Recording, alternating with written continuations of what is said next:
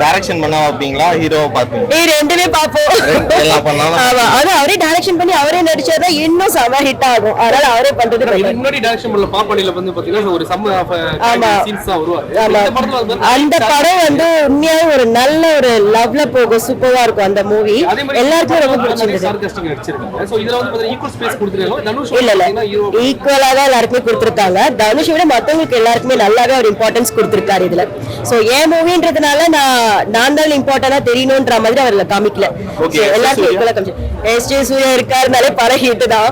அதுவும் இல்லாம அவர் இதுல வேற லெவல்ல நடிச்சிருக்காரு. செமையா இருந்துச்சு. அவருக்கு யூனிக்கா அந்த டயலாக் டெலிவரிஸ் தான் அதெல்லாம் அப்படி இருந்தது. செமையா இருந்துச்சு. அது கரெக்ட்.